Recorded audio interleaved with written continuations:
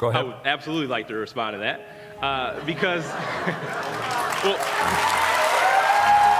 the reality is the senator is going to try to run and distract from his record. He can't run from the fact that when there was an opportunity for him to provide support for public safety initiatives, he walked away. The American Rescue Plan allowed our administration to invest $100 million in the law enforcement, public safety, and crime prevention initiatives. Ron Johnson voted against it because he would rather play politics. We saw the senator attempt to send fake electors to the vice president, saying that his involvement lasted a matter of seconds.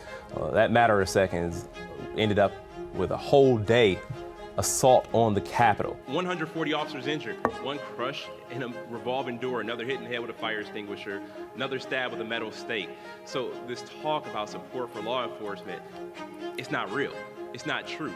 In Ron Johnson's America, women don't get to make the best choice for their health. Let's talk about Texas as an example. There's a woman who had to be hooked up to a breathing machine because she had complications with her pregnancy and could not get an abortion. A 10-year-old girl in Ohio was raped and had to cross state lines to get an abortion.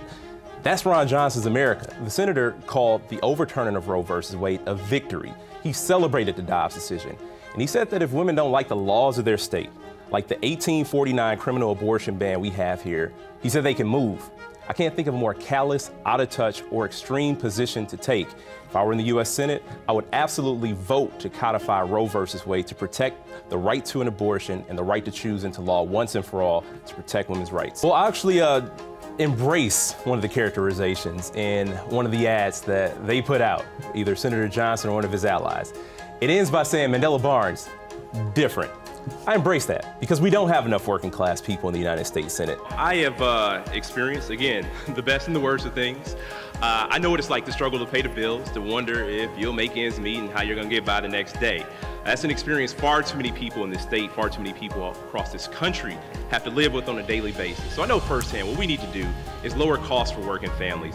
We need to give working class families some relief. With the middle class tax cut, we need to make the child tax credit permanent. We got to stop giving tax deductions and tax breaks for the wealthiest people. We need people who are going to go to the mat to fight for working people to improve quality of life. When we had a chance at 1,000 good paying union jobs with Oshkosh Defense and they decided they want to move the jobs to South Carolina, Senator Johnson's response was, we have enough jobs. When I think about Social Security, I think about my grandparents, I think about my parents and other folks who worked hard their entire lives, who paid into a system, who deserve to see the benefit that they have justly earned. And when Senator Johnson talks about making Social Security discretionary spending, that means he's coming for your retirement. The senator should be so audacious, he fails to mention that taxpayers had to foot the bill for his private plane trips between DC and his $3 million mansion in Florida, the vacation home. The 2017 tax plan also gave tax benefits for people who make private plane purchases.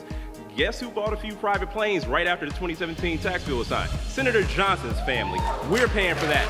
Working class families are footing the bill for millionaire lifestyles and it needs to stop. Look, the biggest achievement in business was Ron Johnson saying, I do. He married into his business. He didn't start that from the ground up. The Senate is broken. Senator Johnson is one of the worst parts of a broken system, a person who has been in it for himself and his wealthy donors. Sure, if you're a multimillionaire, he'll look out for you. But if you're a working class person, it might not be so easy. That's the unfortunate reality. People are continuing to be left behind, and that's exactly why I'm running right now. Our lives and our livelihoods are on the line at this very moment. Our seniors have to live with the threat of Social Security and Medicare being cut. Working people have to live under the threat of their jobs being shipped overseas. Women have to live with the threat of their most personal decisions being interrupted by politicians. That's what's on the line right now. But I believe better is possible. I believe hard work can pay off and we can give everyone a fair shot at the American dream.